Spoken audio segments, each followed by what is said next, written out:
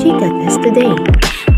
Masasabing isang achiever na ang pambansang Ginoo na si David Licauco, sa edad na 30 years old, maliban kasi sa yumayabong niyang showbiz career, isa ring matagumpay na entrepreneur si David, at sa panayam sa kanya ni Tony Gonzaga sa vlog nito, natanong ang aktor tungkol sa kanyang entrepreneurial skills, matipid daw talaga siya kaya nakakaipon siya, ayon kay David.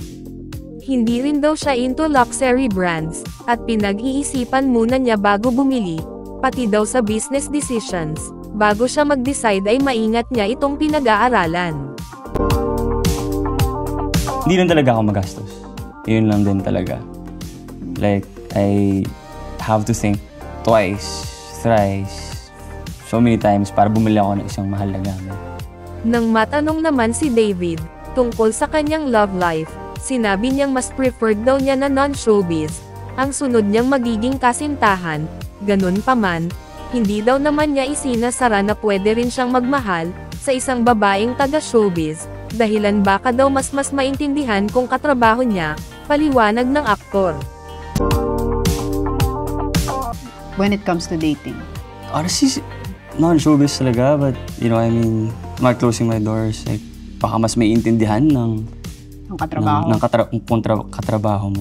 Kung matatandaan, nasabi ni David dati na prefer niya talaga non-showbiz, pero ngayon ay mukhang naiba na, walang duda daw na dahil yon kay Barbie. Non-showbiz.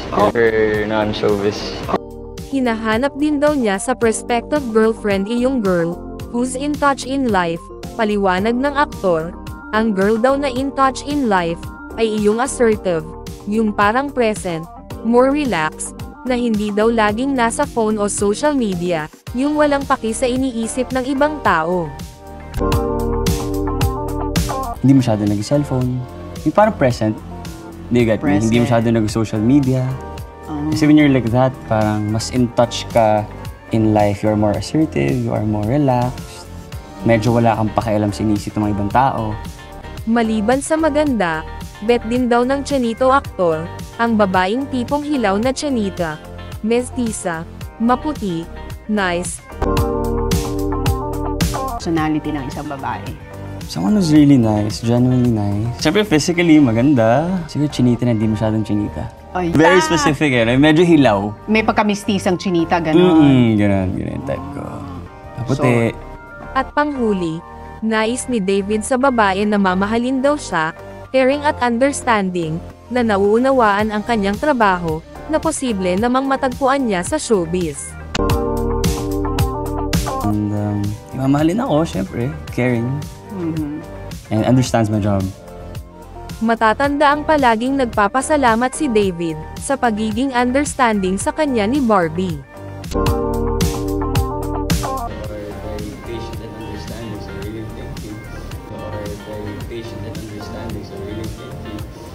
At ang pagiging caring ng aktres, ang isa sa nagustuhan ni David.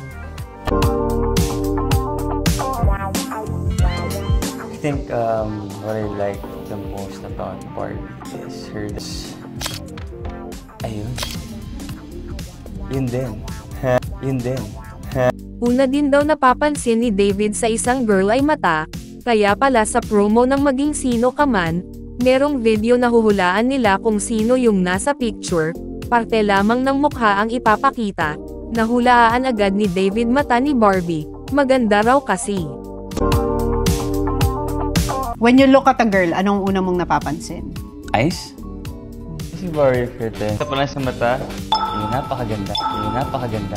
Sabi nga ng mga fanay, itong mga qualities na tinutukoy ni David, ay tinataglay ng kanyang ka-love team na si Barbie Forteza.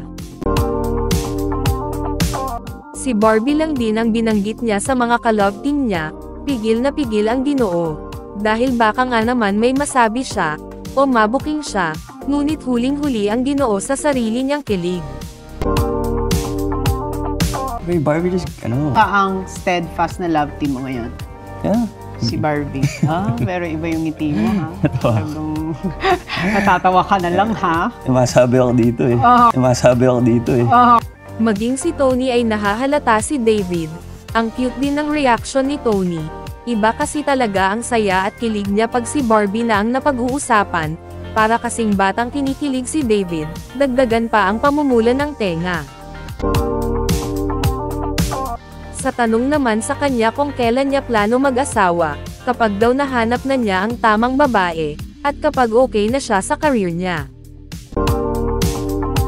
When do you see yourself settling down? As soon as find the right one, and kapag okay na ako sa career ko, kapag nasabi ko sa sarili ko na, okay na ako.